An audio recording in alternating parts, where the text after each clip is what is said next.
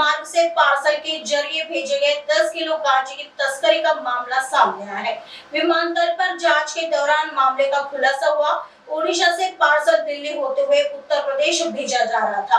चौंकाने वाली बात यह है कि पार्सल के ऊपर प्रोटीन पाउडर का लेप लगा हुआ था, जिसके नीचे गांजा होने का खुलासा हुआ है। सोनेगांव थाने के एनडीपीएस के तहत यह मामला दर्ज किया गया, जिसमें आगे की जांच जारी है। इस पार्सल डिलीवरी कॉपी पर Rahul fitness Chhapadia LG showroom road Indira Chowk Kantabenji Odisha का स्टिकर चिपका था। विमानतल पर कार्गो विभाग की डोमेस्टिक स्क्रीनिंग मशीन पर यह शहरों से आए पार्सल की जांच की जा रही थी। तभी कार्गो कर्मियों को संदेह होने पर इसकी सूचना सुरक्षा प्रबंधक को दी गई। प्रबंधक ने मामले की सूचना सोनेगांव पुलिस को दी। इसके बाद तत्काल पुलिस टीम ने कार्गो पहुंचकर बॉक्स की जांच की तो उसमें लाल पीले रंग के प्लास्टिक थैली में हरे रंग का मादक पदार्थ गांजा मिला। इस गांजे का वजन 10 किलो 28 ग्राम था, जिसकी कीमत 2 लाख होने का अनुमान लगाया गया है।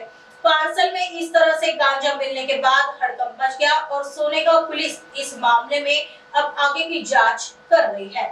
सोनेगाव पोलीस स्टेशन तर्फे काल दिनांक 3 मेला रात्री 10:30 आम्हाला अशी माहिती मिळाली की विमानतळावर एका पार्सलमध्ये संशयास्पद वस्तू आहे, म्हणजे त्यांना आढळून आलं।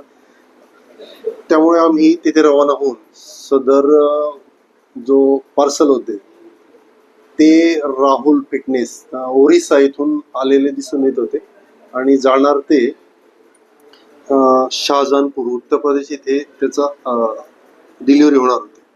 त्याआधीच आम्ही ते चेक केले असता तर गांजा सदृश पदार्थ म्हणजे गांजाच त्यात आढळून आला। त्याचं वजन केलं असता तो जवळजवळ 10 किलोचा आणि पॅकेज सहित 12 किलोचा होता। त्यावेळी आम्ही कारवाई करून सदर गांजा जप्त केलेला आहे आणि ओरिसा इथून जो कांताबाजी या गावातून तो आलेला होता, तेथे राहुल फिटनेस या सेंटरशी संपर्क केला।